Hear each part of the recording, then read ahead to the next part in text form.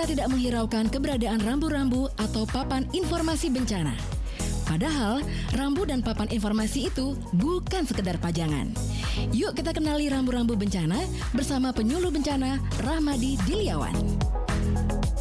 Halo teman-teman, saya mau share tentang rambu bencana. Rambu bencana terdiri dari 3 jenis. Yang pertama adalah rambu petunjuk. Rambu petunjuk biasanya berlatar belakang hijau dengan tulisan dan garis tepi putih. Ini digunakan untuk menunjukkan arah evakuasi ataupun arah ke lokasi pengungsian. Rambu kedua ada rambu peringatan.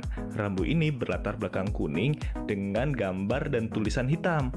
Nah, ini untuk menunjukkan sebuah kawasan yang rawan bencana, misalnya rawan bencana gempa bumi, rawan bencana gerakan tanah, rawan bencana gunung api, rawan bencana banjir, dan sebagainya. Yang ketiga adalah rambu larangan. Rambu larangan ini biasanya berbentuk bulat dengan latar belakang putih dan ada garis tepi merah beserta strip merah di atas gambar.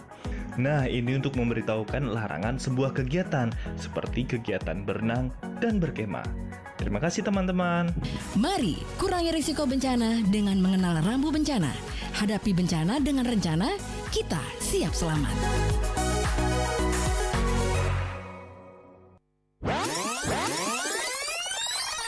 Ujung tombak kita ini adalah perbekal ini gitu loh, yang menyampaikan informasi yang benar ke masyarakatnya. Jangan takut melaporkan pelaku-pelaku penempatan non prosedural ke polsek atau kemana gitu, dia curiga, silakan. Masyarakat Bali pada umumnya itu pintar-pintar banget. Ada yang bisa bikin ini, ada yang bisa bikin itu. Karena kendala lah mereka membuat mereka males.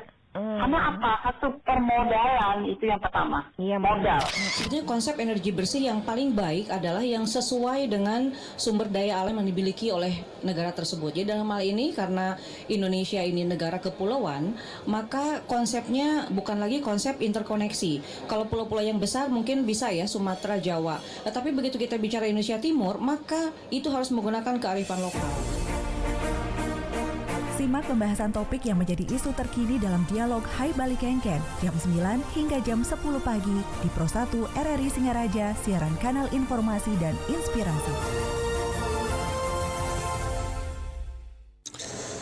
Aduh, ternyata nggak bener ya info ini. Mana aku udah share link ke grup lagi. Hapus aja deh. Semoga aja belum ada yang lihat. Kenapa sih? Pagi-pagi udah ribet. Ini nih, tadi aku share link berita ke grup tapi ternyata beritanya hoax. Kan jadi nggak enak. Makanya, kalau mau share berita cari sumber yang bener dong. Jangan portal sembarangan. Kalau aku sih referensinya ini nih, rri.co.id. Infonya lengkap, ada berita update tentang Jakarta, Nusantara dan dunia. Dan yang terpenting, berita-beritanya dijamin bener dan bukan hoax. Apa tadi? rri.co.id? Wah, iya nih, lengkap ya infonya. Ada juga berita foto, video, infografis, dan bisa sambil streaming RRI juga. Wah, mantep sih ini. Pokoknya update berita tentang daerah kita yang benar, alias anti-hoax, ya di rri.co.id. RRI Pro 1, kanal informasi dan inspirasi. ya pendengar Pro 1 RRI Singaraja, siaran kanal informasi dan inspirasi. Terima kasih pendengar Anda masih bersama kami. Dan pukul 9 waktu Indonesia Tengah kembali kami hadirkan dialog Hai Bali Kengken. Dan pagi ini kita akan membahas mitigasi infrastruktur pasca bencana. Nanti kita akan berbincang bersama narasumber Kepala Dinas PUTR Kabupaten Buleleng, Bapak Iputu Adipta Eka Putra STMT, dan juga bersama Kalaksa BPBD Kabupaten Buleleng, Bapak Iputu Aryadi Pribadi SSTP. Dan terkait topik kita, pendengar bisa juga bergabung bersama kami ya. Mungkin ada hal-hal yang ingin Anda sampaikan, tanyakan langsung di line telepon di 24644, nanti di WhatsApp juga di 0811399990. Dan pendengar, seperti yang kita bicarakan tadi, dan memang seperti kita ketahui bersama, Buleleng yang posisinya nyegar gunung ini memiliki potensi tinggi ya terjadinya bencana. Apalagi kemarin saat musim penghujan pancarobanya, peralihan musim penghujan ke musim kemaraunya juga banjir. Kemudian tanah longsor, ada juga genangan-genangan air. Nah, bagaimana ini mitigasi infrastruktur pasca bencana di Buleleng? Dan tadi pendengar kita juga ada yang sudah bergabung yang mengatakan dalam mitigasi tidak hanya sekedar membangun kembali bangunan yang hancur, namun membangun masyarakat yang tangguh bencana, begitu. Kita akan berbincang langsung pendengar di studio Pro 1 RRI Singaraja sudah hadir Kepala Dinas PUTR Kabupaten Buleleng Bapak Putu Adipta Eka Putra SDMT. Selamat pagi Pak Kadis. Selamat pagi Om Swastiastu Mbak Eni. Om Swastiastu. Pemirsa RRI semua di mana berada. Salam sehat selalu Salam tentunya sehat, Pak salam Kadis, tangguh terima semuanya. kasih sudah hadir. Salam tangguh juga ini Kalaksami PBD Kabupaten Buleleng juga hadir di studio Pro 1 Bapak Putu Aryadi Pribadi SSTP. Selamat pagi Pak Putu. Om Swastiastu. Om Swastiastu. Selamat pagi Mbak Eni dan selamat pagi juga kepada seluruh pendengar Radio Republik Indonesia Singaraja dimanapun berada. Salam tangguh, salam sehat. Salam tangguh, salam pastinya. sehat semuanya. Saya ingat beraktivitas. beberapa waktu lalu pada saat Hari Raya Kuningan ya, ini nampaknya Hari Raya bencana hadir, pohon tumbang, banjir. Wah, ini gimana Pak mitigasi infrastruktur pasca bencananya nanti? Karena pendengar kita juga tadi mengatakan infrastruktur mitigasinya bukan hanya sekedar membangun kembali, ada rusak dibangun kembali nanti kena bencana hancur lagi. Nah, gimana dana-dananya itu kan pasti akan membengkak juga nantinya. Bagaimana membentuk atau membangun masyarakat kita, lingkungan kita agar tangguh terhadap bencananya ini nanti. Tapi kalau untuk bencana dulu, kayak ini tanya kerusakan dulu deh ya sama Pak Putu dulu. Gimana Pak pasca bencana kemarin? Daerah mana saja Pak ini dari datanya Pak Putu niki dari BPBD? Ya, terima kasih Mbak Eni dan pendengar Radio Republik Indonesia Singaraja dimanapun berada. Memang di tahun 2024 ini ya, di awalnya di Januari, Februari itu memang bencana hidrometeorologinya agak kecil ya. Ini agak anomali biasanya di tahun-tahun sebelumnya itu biasanya di Januari. Saat-saat Imlek itu biasanya. Tapi di tahun ini 2004 di Maretnya ini yang banyak terjadi bencana hidrometeorologi. Nah, terkait dengan penanggulangan bencana kembali kita sampaikan bahwa dalam penanggulangan bencana itu ada 3 tahapan, yaitu pertama di saat belum terjadi bencana, yaitu pasca kesiapsiagaan, setelah itu saat darurat bencana, setelah itu pasca bencana. Di sebelum terjadi bencana kita sudah melakukan kegiatan mitigasi bencana. Mitigasi bencana itu bagaimana upaya-upaya kita untuk mengurangi resiko bencana, terutama korban jiwa kan. Nah, mitigasi ini ada 2, yaitu mitigasi struktural maupun juga mitigasi non struktural. Kalau mitigasi non struktural itu kita sudah berkolaborasi dengan stakeholder, bagaimana kita bersama-sama sebelum terjadi bencana ini melaksanakan kegiatan penyuluhan, edukasi, termasuk juga kegiatan simulasi, kegiatan kebersihan sungai, kebersihan pantai. Perusahaan sungai ini dengan Dinas PUTR, Dinas Lingkungan Hidup, TNI Polri, kita sudah bahu-membahu untuk melaksanakan pembersihan sungai bersama juga dengan masyarakat. Begitu juga masyarakat terus diedukasi bagaimana sih kita menangani sampah, karena di lapangan kita lihat penyebab banjir ini kan saluran air tersumbat akibat sampah, akibat bongkol gesing, akibat bongkol kayu-kayuan kan seperti itu. Ini yang berulang setiap tahun. Ini kan harus berkolaborasi antara masyarakat, kita pemerintah juga harus bersama-sama. Itu yang kegiatan mitigasi non struktural. Kegiatan strukturalnya rekan-rekan kami dari Dinas PUTR sudah melakukan kegiatan pembangunan fisiknya seperti perbaikan sungai melalui BWS, perbaikan jembatan atau drainase. Teman-teman PU sudah melaksanakan kebersihan penataan di drainase. Itu yang mitigasi strukturalnya.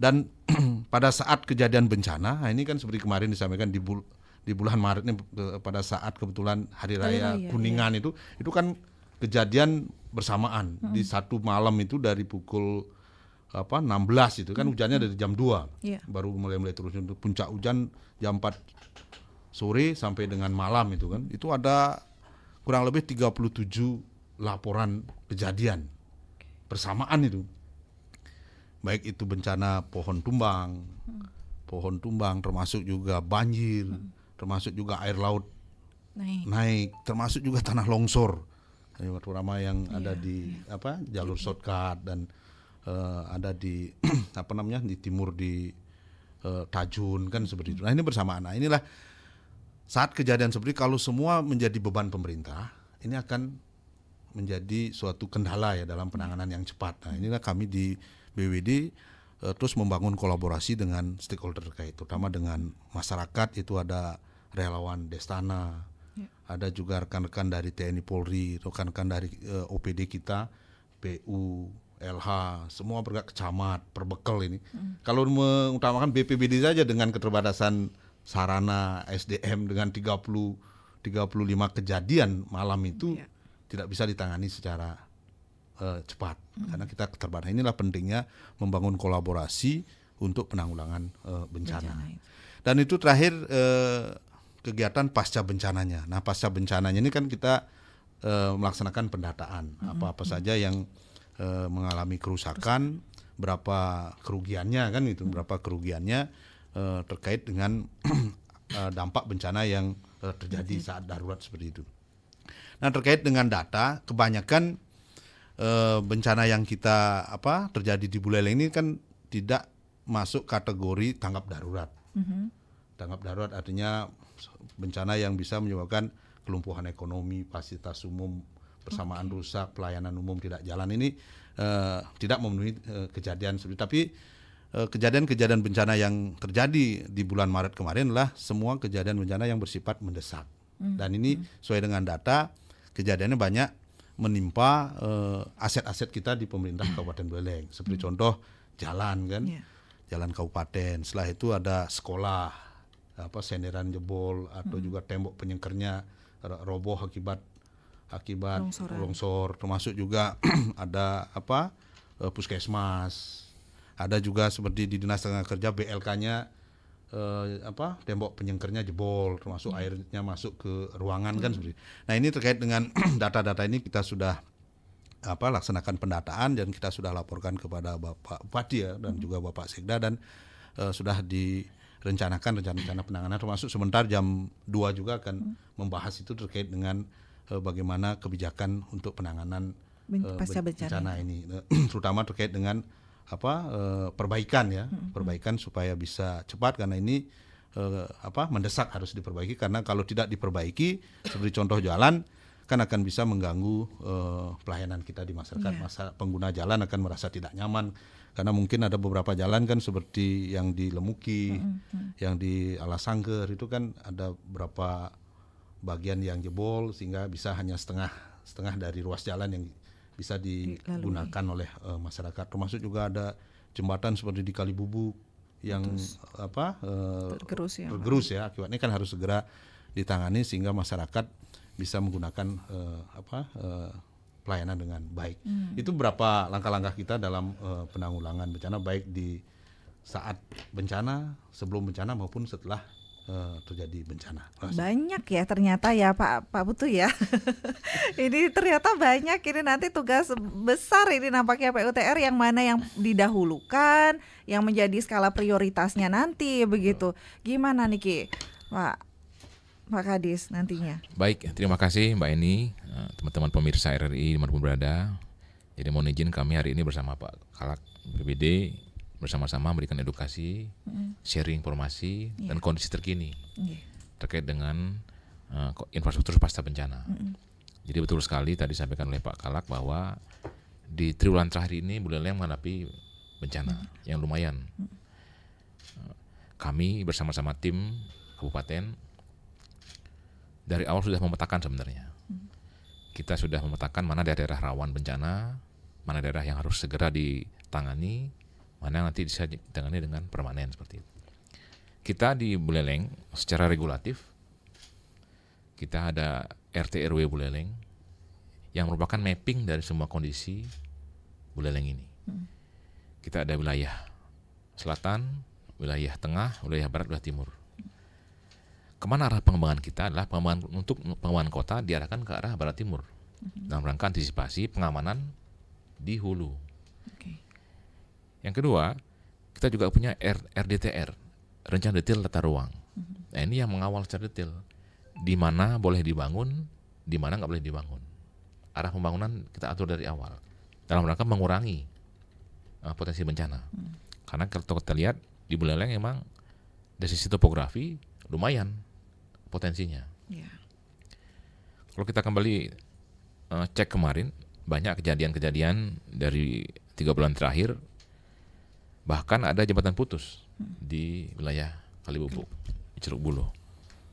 Itu wajib secara teknis kita harus segera perbaiki karena memutus nanti akses untuk masyarakat, akses untuk mereka ekonomi dan sebagainya. Nah, Astungkare, Pak PJ Bupati juga bersama-sama semua sudah mengeluarkan surat pernyataan bencana sebagai langkah awal untuk segera lakukan pemulihan, normalisasi kondisi di lapangan. Kami di Dinas BU sebenarnya secara teknis juga selalu persiapan terhadap kondisi-kondisi banjir dan lain sebagainya. Sebelum hujan kita juga selalu bersihkan sungai-sungai kita, saluran-saluran drainase. Pada saat hujan kita sanggongi. Kita sudah punya titik banjir di mana kondisinya, di mana posisinya, di kota di mana saja, luar kota di mana saja. Kita tempatkan petugas. Kami kurang lebih ada 300 petugas yang selalu standby ketika eskalasi meningkat. Di saat hujan kita juga bersihkan dulu salurannya, jangan sampai ada yang mampet. Boleh ada genangan tapi hitungannya jam. Jangan sampai hitungannya hari. 2 jam, 3 jam harus surut kembali. Jangan sampai ada korban, baik masyarakat maupun petugas kami. Nah, semua juga harus berhitung ini. Plus juga pasca genangan. Jadi dipulihkan kembali, diangkut kembali. Sebagai informasi bahwa setiap hari tim kami itu angkut 10 truk sampah di drainase saja, di got-got kita itu. Kalau itu sehari nggak dibersihkan, sudah bisa dibayangkan. Double dia ini. Artinya apa? Artinya adalah kita masih perlu edukasi buat masyarakat juga. Bahwa beban kita masih besar untuk membersihkan saluran-saluran kita. Yang kedua juga ada kondisi, ada penyempitan alur. Jadi di hulu kita punya daerah aren sungai, turun ke daerah hilir menjadi sungai, turun ke kota menjadi telabah, bahkan jadi got ya. Artinya menyempit dimensinya. Daya tampung air juga berkurang jauh. Belum lagi ada masalah sampah rumah tangga maupun sampah-sampah kebun. Tadi juga ada pohon tumbang dipotong tapi dibuang ke sungai. Nanti numpuk di hilir dia. Nah, petugas kami selalu membersihkan itu. Sudah kewajiban kita semua. Tetapi kita juga ingin mengetuk kesadaran semua bahwa masalah sampah, masalah banjir, masalah kita semua. Ya. Kita harus sayang sama Buleleng ini. Benar. Jadi Buleleng kemarin ulang tahun yang ke-420 juga harus jadi momentum juga. Bahwa Buleleng ini harus kita jaga semuanya. Harus sustain ke depannya. Harus memenuhi dari lingkungan. Carrying capacity-nya harus panjang. Jangan sampai nanti ke depan cucu kita dulu bapaknya kok nggak jagain Buleleng seperti itu misalnya. Harus masuk ke kurikulum kita. Baik, seperti itu. Padahal sudah di mapping, arah pembangunan juga sudah diatur. Betul. Nah, kalau arah pembangunan sudah diatur tapi terjadi penyempitan, ibaratnya, kenyataannya ada penyempitan ini. Ya. Berarti kan untuk arah pembangunannya apakah diizinkan membangun seperti itu? Gimana tuh Pak Kades? Ya, betul sekali. Jadi kita sudah tegas di lapangan juga. Kami sudah susuri sungai-sungai yang memang terjadi penyempitan. Kita cek sempadan sungainya. Ketika ada pembangunan, misalnya pembangunan villa, pembangunan apapun itu yang melanggar sempadan, kita tegur dulu. Sekali 2 kali bersama tim dari justisi juga. 3 kali masih bandel, ya terpaksa kita lakukan langkah-langkah tegas di lapangan. Jangan sampai ada 1 orang yang membandel tapi merugikan banyak orang. Bersama-sama masyarakat, bersama Pak Mekel, Pak Camat, tokoh-tokoh masyarakat, kita edukasi juga bahwa membangun itu penting, boleh, tapi ada syaratnya. Dari sisi teknis, dari sisi lingkungan, dari sisi manfaat buat masyarakat semua. Jangan sampai di atas dibangun, di bawah, misalnya di Lovina ini. Jadi kemarin kita juga sudah karya bakti terpadu. Kita kumpul, semua stakeholder kita kumpul di bawah pimpinan Pak PJ Bupati. Ada dari balai wilayah sungai, balai jalan, dari teman-teman BPBD, dari TNI Polri, masyarakat. Kita bersihkan alurnya. Bahkan kita buat alur baru sehingga daya tampung di bawah lebih besar, langsung masuk ke sungai. Berarti ada skema khusus yang disiapkan sudah disiapkan di Lovina. Betul. Agar nanti tiap hujan, karena sekarang tiap hujan genang lagi Betul, begitu Pak betul. Kades ya. Tapi setelah ini kita yakin akan lebih berkurang lagi. Baik, Betul. semoga ya Pak Iya. Kades ya. Kita akan sapa pendengar juga karena ini di WhatsApp juga banyak sekali yang Iya, mengirimkan silakan. ya pendapatnya di 24644. Selamat pagi Pro 1. Selamat pagi Om. Semoga RRI tetap jaya di udara. Terima kasih. Selamat pagi Bapak Kadis PU. Selamat Selamat pagi, pagi. Om Swastiastu. nggih. BPBD Pak Ariasya. Nggih. Pak Aryadi nggih. Swastiastu ada. Pak Ariadi, Anggas nih, sorry, Pak Anggas sorry. ya. Iya Pak Anggas, Pak Anggas. Ih, suaranya udah kenal ini. Apa soal ini? Begini, ya ini harus disampaikan juga dengan masyarakat. Kadang-kadang kan selalu saya sampaikan juga dengan teman-teman yang ada di lapangan, ya dengan beberapa tokoh, terutama kan desa adat. Jadi tugas pokok menangani sampah itu bersama, bukan ditugaskan tidak berangkat dengan pemerintah dalam hal ini itu. Itu sudah sering sampaikan. Kadang-kadang ini kan begini, jangan sampai menyalahkan pemerintah aja. Itu.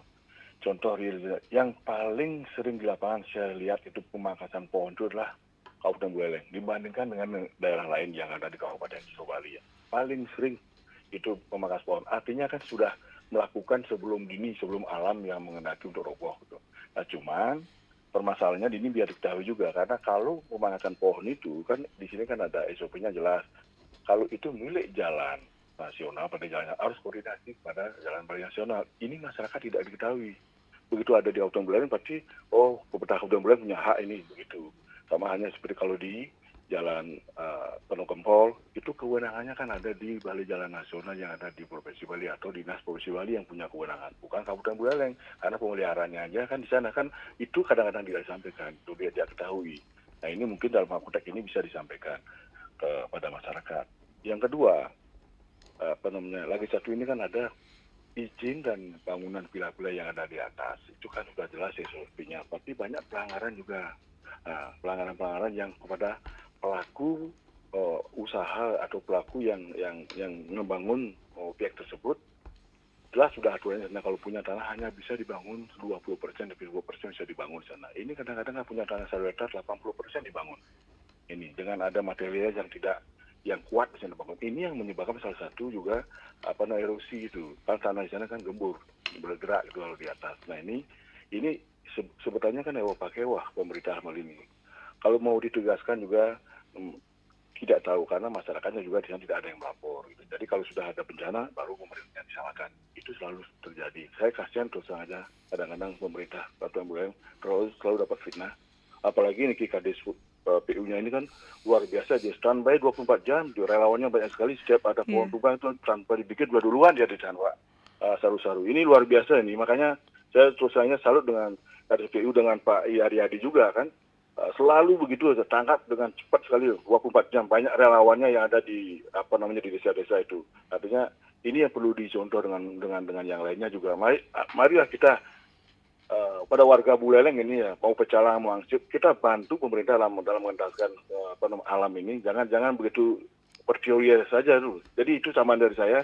Ini mohon maaf ini kurang lebih maju terus Pak Kades semuanya. Terima kasih Pak Anggas. Semua nggih. Suksema niki Pak Anggas di Kubu Tambahan ya. Nah ini tugas kita bersama memang ya pendengar Pro 1 RRI Singaraja yang mendengarkan siaran ini juga tadi juga segera disampaikan. Tapi ini yang mungkin masyarakat belum tahu Pak Kades yang mana sebenarnya wilayahnya provinsi begitu, mana kabupaten yang punya ini. Biasanya semua dilimpahkan ke kabupaten masalahnya. Kemudian wilayah mana katanya yang terdampak bencana yang menjadi usulan pembangunan infrastruktur. Kapan katanya mulai dibangun katanya Pak Kades. Kemudian baik di 24644 dulu. Lain telepon. Selamat pagi Pro 1. Selamat pagi Mbak Eni cantik. Selamat pagi Pak Nar. Bukan ya? Ini dengan Bapak siapa lagi ini? Bener ya? Masa lupa. Pak Narto niki, nggih, sampun. Rugi orang cantik. Pak Narto. Iya, bener Pak Narto ini kan ya. Takut salah ini niki Bapak pagi-pagi. Merdeka. Sami niki. Merdeka Pak Narto. Rahayu. Bersua selalu di udara, walaupun sering bersua di lapangan juga. Tapi bukan dalam rangka banjir, karena jalan santai on atau di, Buana patre ya. Tapi sayang kong mebarungi ngambul. Mudah-mudahan tidak terjadi lagi ya, itu kan peristiwa atau kasus sudah ada paguyuban untuk apa itu melestarikan komunitas beberapa setia. Baik, saya sedikit ngasih masukan. Jadi sering sudah disampaikan oleh pendengar, Pak Anggas juga tadi, emang itu kan semua ada SOP bagian wilayah, baik itu jalan dengan pohonnya. Saran saya, seperti sudah pernah saya sampaikan, kalau dibangun atau secara total ditumpukin bahasa Indonesia atau dibuat perbaikan jalan penuh, ya itu kan proyek istilahnya. Tapi kalau pemeliharaan, adakah persentase baik provinsi maupun dari pusat memberikan pada daerah kepada Pemda, apakah dimasukkan keuangan mana, sehingga kalau pemeliharaan itu kalau nanti habis uang pemeliharaannya lagi diusulkan tingkatkan dengan jumlah jalan yang dipakai ada di daerah Buleleng. Ambil contoh, pas mekelune gati menurungi wog masih ngerudeg gene ini. Aman mulus ya kendal ya, karena jalur aman kan itu ya. Jangan sampai ada kecewa nanam pohon pisang dirurungnya, nak panasnya di kebun nanam, kan itu juga tidak benar kan gitu. Nah, mudah-mudahan ini bisa diantisipasi, tidak sering saling tuding. Oh ini provinsi, masyarakatnya ya saya ngerti kan provinsi kabupaten iya tinggalin gerurungi nyen pantas menang, hanya itu. Kemudian pohon, saya sering udah beberapa kali lewat di Pancasari, Singaraja, Seririt. Apakah ada penilaian atau masa umur pohon, ada peremajaan?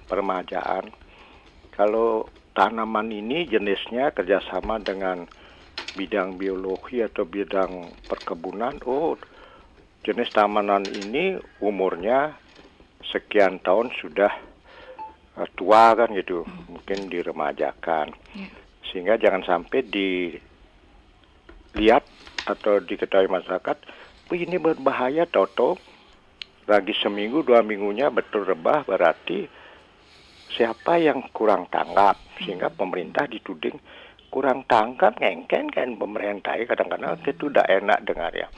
Nah untuk itulah mudah-mudahan dicek pepohonan sekarang, mumpung tidak musim hujan, dipotong atau maaf itu ciptaan Tuhan juga direbah, diganti dengan yang baru kayak gitu.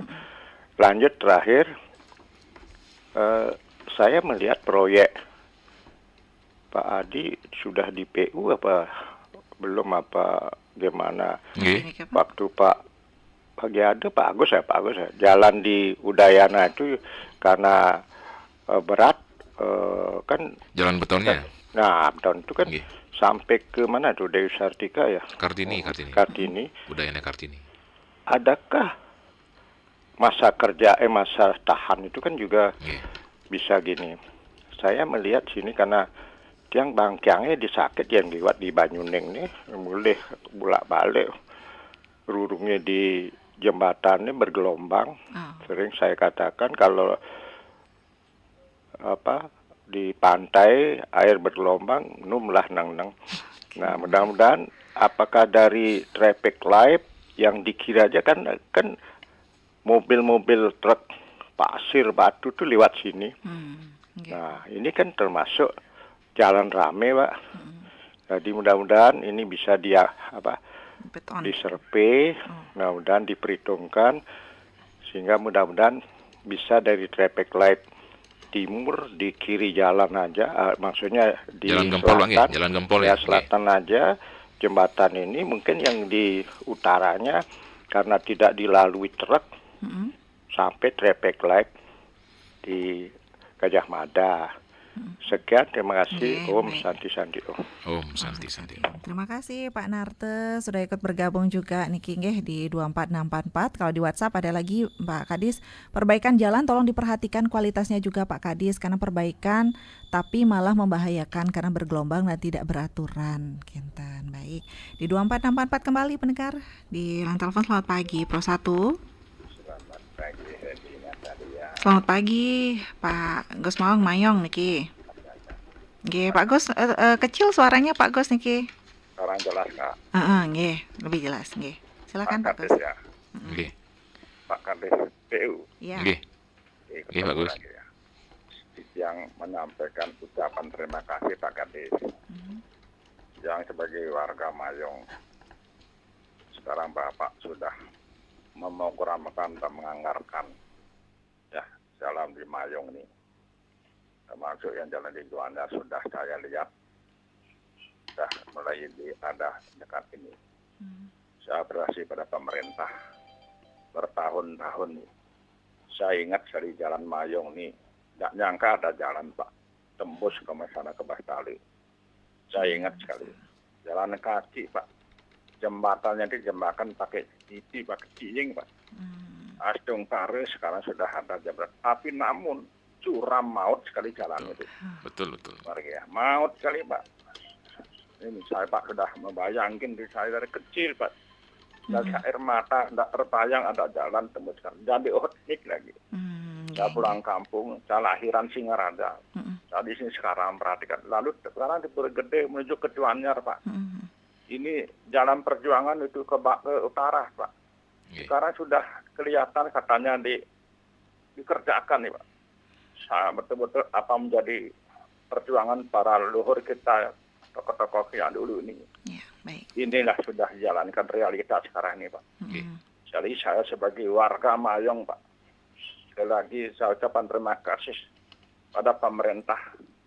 Semoga semua berjalan lancar dan sukses dalam pembangunan Buleleng ini. Nggih, bagus. Terima kasih Pak Kadis. Selamat berjuang. Sukses bagus. Nggih, rahayu. Rahayu, terima kasih Pak Gus Maung niki di Mayong, apresiasinya juga ya luar biasa. Ini akhirnya ada jalan katanya. Nah, hal-hal seperti itu yang diperlukan juga, bukan hanya dikritik saja, pemerintah kita apresiasi juga dong pasti niki. Baik, sebelum ditanggapi kita jeda dulu ya pendengar ya. Ya, nanti kita akan kembali lagi untuk membahasnya. Tetaplah bersama kami di Pro 1.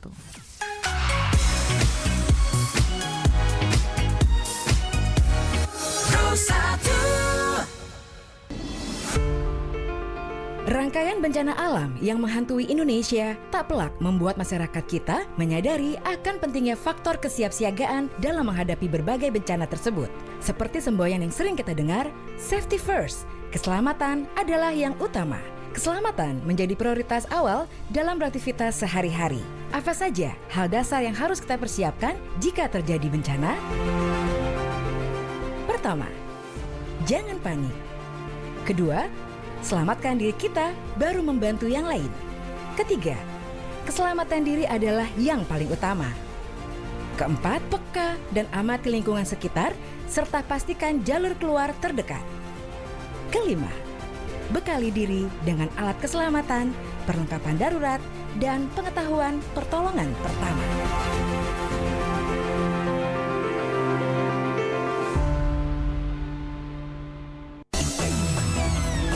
Bencana kekeringan berpotensi menyebabkan defisit ketersediaan air maupun kebakaran hutan dan lahan di beberapa wilayah.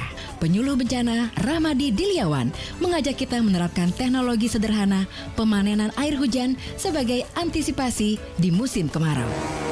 Halo Sobat Mitigasi, apa kabar? Hari ini saya ingin share tentang mitigasi bencana banjir dan kekeringan. Nah, teman-teman tahu kan bahwa hujan itu merupakan rezeki dari Tuhan.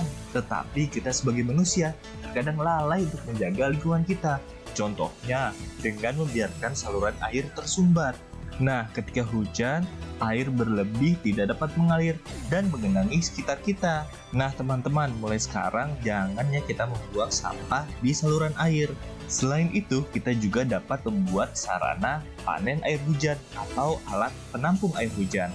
Nah, ketika musim hujan, air berlebih akan tertampung dan dapat digunakan pada musim kemarau ketika kita kekurangan air. Keren kan teman-teman? Alat panen air hujan ini dapat menjadi mitigasi banjir sekaligus mitigasi bencana kekeringan. Terima kasih ya teman-teman. Bye. Yuk antisipasi kekeringan dengan panen air hujan di musim hujan. Hadapi bencana dengan rencana.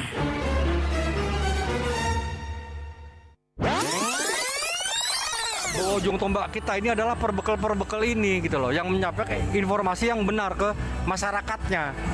Jangan takut melaporkan pelaku-pelaku penempatan non prosedural ke polsek atau kemana gitu, dia curiga, silakan.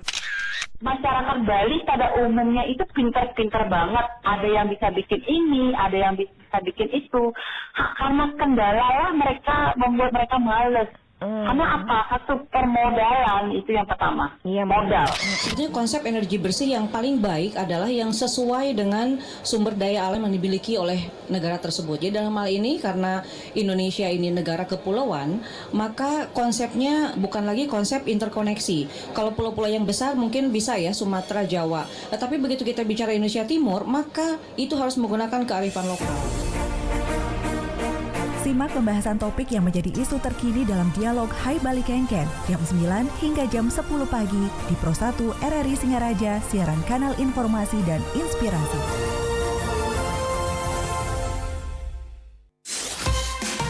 Pro 1, kanal informasi dan inspirasi.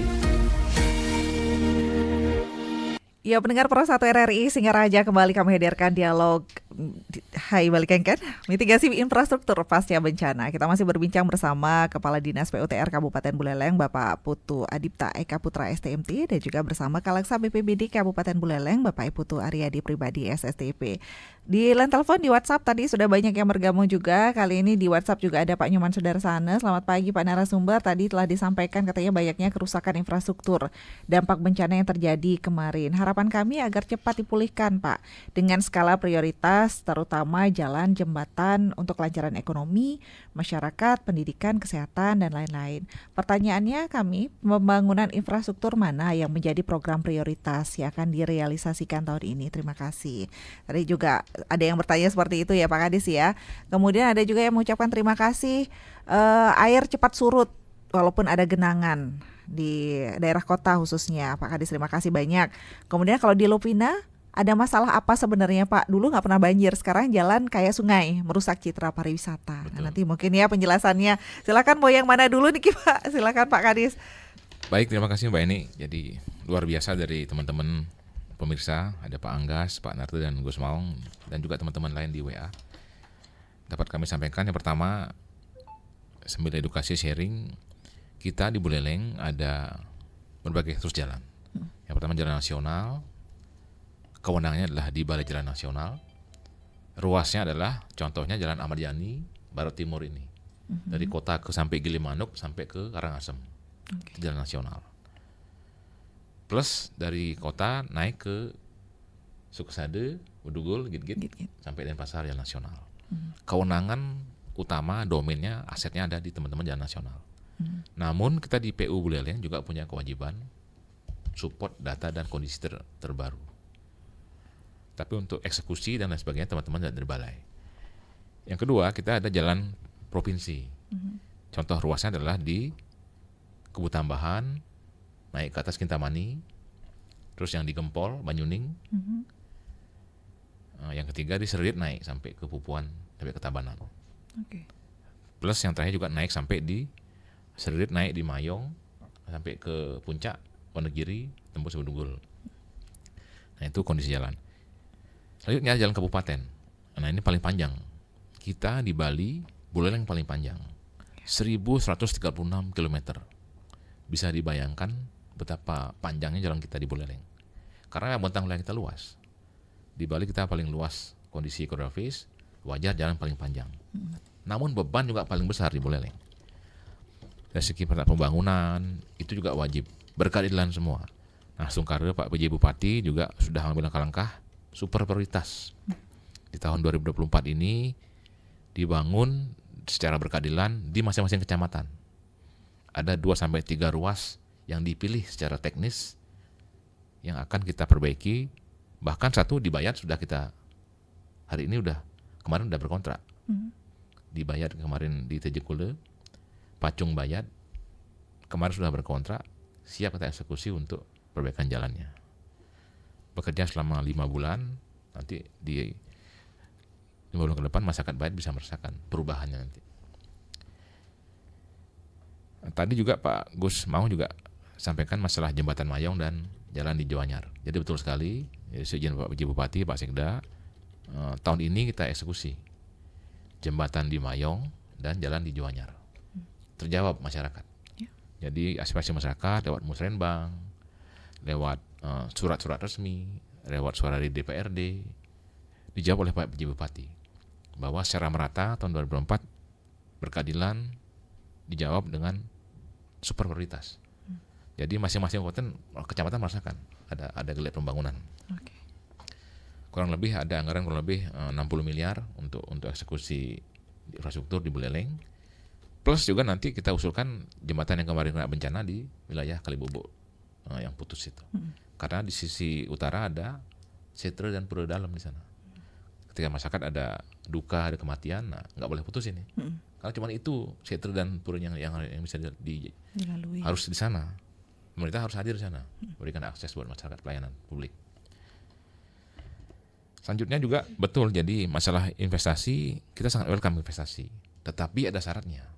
Jangan sampai investasinya liar. Lewat apa? Lewat izin kita akan kontrol. Lewat contoh misalnya di wilayah Suksada atas. Itu hanya boleh dibangun 10% KDB-nya.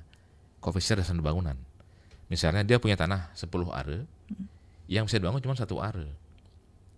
Seperti itu. Kenapa seperti itu? Kita demi pengamanan daerah hulu. Sudah seperti itu sudah kan ya seperti Pak itu, Kadis ya? sudah seperti itu. Kita punya danau di atas harus sustain itu. Sumber air Bali kita amankan. Hutan kita amankan, jaga. Demi menjaga carrying capacity lingkungan kita, didukung lingkungan. Ke depan agar tetap kita masih sustain Buleleng ini. Lanjut juga tadi terkait dengan kewenangan, betul. Tapi ketika emergency ada excuse buat semuanya. Contoh bencana ini kita sama-sama teman BPBD, LH, TNI Polri, bahu-bahu, ada PON, ada dahan-dahan yang memang merintangi kita potong bareng-bareng secara cepat. Tapi terukur semuanya. Betul memang perlu ada peremajaan pohon, tapi nanti kita pilih pohon-pohon apa yang bisa kita tanam. Kalau ruas di jalan nasional memang pohon terbesi. Mereka memang bagus untuk oksigen, namun akarnya juga mengganggu jalan. Dahannya juga mudah patah, sehingga pada saat angin kenceng, hujan deras, mereka patah dahannya. Ini rawan buat kecelakaan teman-teman pengendara roda 4. Nah ini kita harus evaluasi juga. Masyarakat juga sudah paham. Sebenarnya bisa juga dengan cara banyak cara sebenarnya. Di masing-masing desa ada relawan-relawan dari teman-teman BPD juga disiapkan peralatan yang cukup, dikasih keterampilan, mereka bisa di depan pertama kali sebelum tim dari kita datang. Seperti itu. Dikolaborasikan. Selanjutnya juga dari Pak Narte betul, jadi jalan beton di Udayana Kartini dulu emang kita desain untuk dilewati truk kendaraan berat. Kita sempat hitung traffic counting. Setiap hari 600 truk material overload lewat jalan itu. Pasti bergelombang jalannya kan. Di Hotmik masih juga bergelombang. Di Hotmik akhirnya kita eksekusi lewat jalan beton. Sampai sekarang dia bertahan. Umur ekonomisnya bagus, walaupun agak mahal. Termasuk juga nanti kita usulkan juga di Jalan Gempol. Memang jalurnya juga sudah diusulkan berarti Pak Kadis? Iya, kita dengan PU Provinsi bersama-sama mengevaluasi karena emang jalur berat itu. Kalau seberat, mudah-mudahan bisa anggaran menyesuaikan, jadi bisa dieksekusi. Semua juga harus dihitung dengan baik karena anggaran juga lumayan ini. Di sisi lain kita juga sedang menghadapi pemilihan daerah, butuh juga anggaran banyak. Tapi ke depan kita siapkan skenario seperti itu. Baik. Kemudian terkait dengan perbaikan, kualitas perbaikan jalannya gimana Pak Kadis? Iya, kita sudah punya spek khusus sebenarnya.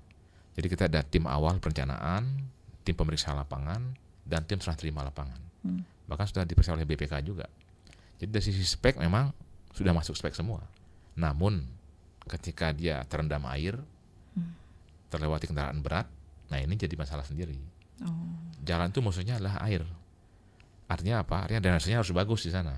Yang sampai ada air tergenang dalam hitungan sekian jam, itu akan menambah daya rusak air untuk jalan tersebut. Artinya apa? Airnya harus bersih di sana. Drainasenya harus bersih, nggak ada sampah. Nah, tim kami maksimal di sana. Itu permasalahannya karena betul. masih ada genangan-genangan itu. Betul, Dilewati mobil besar, jebol lagi. Betul. Baik. Kemudian di Lovina kenapa masalahnya sebenarnya Pak Kadis katanya? Nah, ini di Lovina emang spesial ini. Jadi Lovina kawasan pariwisata. Harus kita jaga. Dari sisi kebersihan, dari sisi kelestarian. Kita lihat daerah ke atas ada kayu putih dan kali bubuk di atas. Ada sungai Tukad Canging dan Tukad Asangan yang kemarin overload di sana. Di bibir jembatan ada bongkahan-bongkahan bambu, potongan-potongan kayu besar yang terhambat di sana sehingga airnya meluap sampai ke atas, menghantam di penyeker BLK di sana. Di samping juga ada pembangunan di sempadan sungai yang mengambil ruang sungai tersebut sehingga menyempit sungainya. Nah ini kita kemarin sudah lakukan di sana karya bakti terpadu bersama TNI, Polri, BPBD, LH dan sebagainya dan melakukan normalisasi. Ke depan kita juga buatkan suretan nanti, sehingga air bisa lancar langsung ke sungai seperti itu. Baik. Karena ini ucapan terima kasih juga. Kemudian ada juga di Kedis rusak parah katanya Pak Kadis jalannya. Ini kalau masalah jalan banyak sekali nih kalau bahas ya Pak Kadis ya. Iya betul. Jadi memang tadi saya sampaikan bahwa jalan kita 1136. Banyak. Tapi kemampuan kita per tahun untuk hot mix hanya berkisar 20 km. Jadi bisa dibayangkan. Kita punya jalan rusak 300 km. Tapi yang kita bisa perbaiki per tahun cuma 20 km. Jadi wajar masyarakat juga komplain. Tetapi kita juga punya skenario, makanya pakai super prioritas, mana yang memang urgent sekali, sambil kita juga berupaya mohon dana ke provinsi lewat BKK dan mohon dana ke Kementerian PU untuk dana DAK-nya seperti itu. Oke. Berarti sekarang tiap kecamatan diprioritaskan ada dua tiga ruas yang ditangani. Kalau dulu berarti tidak seperti itu ya Pak Kadis ya? Dulu juga ada sebenarnya. Bahkan di zaman yang dulu malah dapat lebih besar lagi. Tapi kita kurang lebih ada 300 km jalan rusak yang belum ditangani. Itu yang jadi PR kita. Baik. Masih panjang petanya ini. Baik, kalau dari DSPU udah segitu dulu karena waktunya dari BPBD dulu Pak Putu Niki. Terima kasih Mbak Eni. Memang menarik kalau masalah infrastruktur jalan yang tadi sudah Pak Kadis yang menyampaikan teknis sekali dengan jalan. Kalau saya terkait dengan Pak Anggas ya tadi di keutamahan sering sampaikan masalah sampah. Memang kalau kita lihat apabila terjadi kejadian banjir, selokan tersumbat, ini kan semua penyebabnya sampah. Ayolah kita sekarang bersama-sama karena ini sudah sering ya terjadi. Bagaimana kita bersama-sama mengupayakan mengelola sampah itu berbasis sumber. Artinya kita tidak lagi membuang sampah di tempat yang bukan tempat membuang sampah seperti sungai, drainase dan lainnya, sehingga saat tidak hujan memang tidak ada dampak. Tapi setelah hujan, ini kan terjadi setiap tahun ya. Nah, ini lalu kita sama-sama lah, masyarakat, kami di pemerintah, dibantu juga para relawan ya, sama-sama bagaimana mengelola sampahnya yang sesuai ketentuan. Terus yang selanjutnya terkait dengan pohon, memang banyak sekali informasi-informasi yang disampaikan oleh masyarakat terkait dengan pohon. Nah, terkait dengan pohon ini juga kemarin telah dilaksanakan rapat lintas sektoral ya. Karena pohon ini kan sudah disampaikan tadi oleh Pak Kadis PU, pohon ini tumbuh di jalan. Jalan ini ada kewenangannya berbeda-beda. Ada itu statusnya jalan kabupaten, ada jalan provinsi ataupun jalan nasional. Nah, saat pohonnya masih berdiri gitu kan, nah ini kan perlu dipelihara, perlu dievaluasi dengan baik. Beda dengan kalau pohonnya memang sudah tumbang ya, memang harus segera kita tangani sehingga tidak mengganggu pengguna jalan. Nah, terkait dengan pemangkasan pohon, kemarin sudah dilaksanakan lintas sektoral dan kita sudah laksanakan kegiatan pemangkasan kemarin di daerah puncak. yaitu dari Pancasari Wanegiri dengan melibatkan rekan-rekan kita dari Balai Jalan, Dinas PU Provinsi, termasuk juga dari bantu dari BKSDA, dari pemerintah desa, teman-teman kita di kabupaten ada PU, ada LH, kami juga di BPBD. Nah, tapi ini bertahap karena juga pohonnya banyak dan kita juga terkendala peralatan kan. Nah, ini harus menggunakan karena pohonnya tinggi harus menggunakan truk skylight ini, termasuk juga keterbatasan sarananya. Tapi ini bertahap kita laksanakan pemangkasan berdasarkan penilaian pohon-pohon mana yang memang harus dipangkas, yang berpotensi patah atau mungkin dahannya bisa patah saat hujan atau kena angin. Atau langsung diremajakan saja Pak Putu? Nah, ini kan nanti dikoordinasi dengan rekan-rekan yang terkait ini kan, karena kita kan di pemerintahan kan banyak instansi ya, tidak ada satu instansi yang bisa melaksanakan semua, ini berbagi kita. Ada yang bagian permajaan mungkin nanti karena ini kan aset jalan mungkin bisa dari dinas yang bersangkutan yang mengusulkan untuk permajaan kalau memang dibutuhkan sesuai dengan kewenangannya. Terus yang selanjutnya dari Pak Nardi juga sama terkait dengan pohon sama dengan Pak Anggas tadi. Terima kasih Pak Anggas sama Pak Nardi ya. Ini kita sama-sama bagaimana memelihara pohon itu juga tetap terjaga ya, karena kalau menebang memang mudah sekali.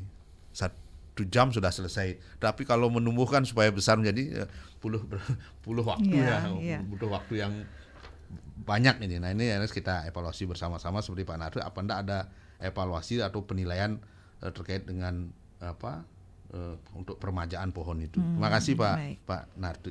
Itu beberapa hal terkait dengan pohon. Memang kita sudah laksanakan langkah-langkah dengan berkolaborasi dengan lintas sektoral. Sedikit tambahan mungkin hari ini juga tim gabungan juga lagi gotong royong di Batisraga. Jadi kita terus secara kontinu membersihkan jalur-jalur air. Bukan saat hujan aja, di saat nggak hujan pun juga kerja. Itu tiap hari 10 truk sampah itu tiap hari beneran? Setiap hari. Wow. Di kota Singaraja itu. Waduh. Tadi masyarakat juga ada yang mengatakan tidak hanya masyarakat, manajemen bencana juga menjadi tanggung jawab para akademisi perguruan tinggi dan sektor swasta. Beberapa universitas terkemuka, mungkin Undiksa juga dilibatkan aktif dalam pengurangan risiko bencana. Para stakeholder di Indonesia harus memperkuat kerjasama katanya. Sudahkah Pak Kadis ini? Kalau mengajak universitas-universitas untuk tangguh bencana ini juga, atau mungkin dari segi teknologinya lah ibaratnya. Iya, banyak yang masukan. Kita akan ambil langkah-langkah itu juga ke depan seperti itu. Baik. Saya tambahi ya terkait dengan pelibatan akademisi, kita di Buleleng kan banyak memiliki universitas, ada Universitas Ganesha, ada Panji Sakti, ada Saan Pukuturan. Nah, terkait dengan di kebencanaan, kita di Buleleng kan sudah memiliki kajian risiko bencana, dokumen kajian risiko bencana. Nah, kajian risiko bencana ini kita susun bekerja sama dengan rekan-rekan kita akademisi dari Undiksa, dan rencana penanggulangan bencana juga kita sudah memiliki perencanaannya, sudah berdasarkan kajian dari rekan-rekan kita di Undiksa. Termasuk juga Undiksa juga telah mendeklarasikan diri sebagai kampus siaga bencana, menjadi KSB di tahun 2023 kemarin. Dan juga banyak relawan-relawan di Undiksa yang siap membantu saat terjadi bencana. Baik, sudah terjawab ya pendengar ya. Semoga dengan begini juga masyarakat kita teredukasi bahwa ada mana yang bagiannya kabupaten, mana provinsi begitu, dan memang sudah di skala prioritas memang sudah disiapkan oleh pemerintah kabupaten sendiri, dan memang ternyata ini sudah di mapping dan arah pembangunan juga sudah diatur sebenarnya begitu. Tapi bagaimana masyarakat kita agar ikut peduli juga, bukan hanya tanggung jawab pemerintah, tapi masyarakat juga peduli begitu, bukan menyalahkan tapi ikut berperan aktif begitu. Betul ya sekali. Pak Kadis ya. Terima kasih banyak Pak Kadis. Pagi ini Pak Putu Aryadi pribadi juga terima kasih banyak Kalaksa BPBD Kabupaten Buleleng, Bapak Putu Adipta Eka Putra, Kepala Dinas PUTR Kabupaten Buleleng. Terima kasih banyak perbincangan kita pagi ini. Mungkin terakhir yang ingin disampaikan untuk masyarakat kita Bapak. Ada sesi kedua lagi. Nanti mungkin ya dengan topik yang berbeda. Semoga tetap aman ya Pak ya. Cukup di Maret saja Pak. Sekarang sudah memasuki bulan April. Semoga tidak ada lagi bencana. Saatnya untuk perbaikan infrastruktur saja sekarang. Sarang-sarang Buleleng itu. Sarang-sarang Renang Buleleng. Terima kasih banyak Bapak narasumber dan juga pendengar Pro 1 RRI Singaraja. Terima kasih untuk kebersamaan Anda dan atensi informasinya juga. Semoga dengan begini juga kita teredukasi ya, dan selalu mengedukasi juga. Dan kalau terjadi sesuatu langsung laporkan saja. Ini masing-masing dinas sudah punya akun media sosialnya, nampaknya begitu. Kalau guar-guar di media sosial nampaknya tidak menyelesaikan masalah, mending langsung dilaporkan saja begitu ya. Semakin cepat dilaporkan, nampaknya semakin baik begitu. Terima kasih banyak pendengar, tetaplah bersama kami di Pro 1 untuk menyimak beragam acara yang akan kami hadirkan untuk Anda.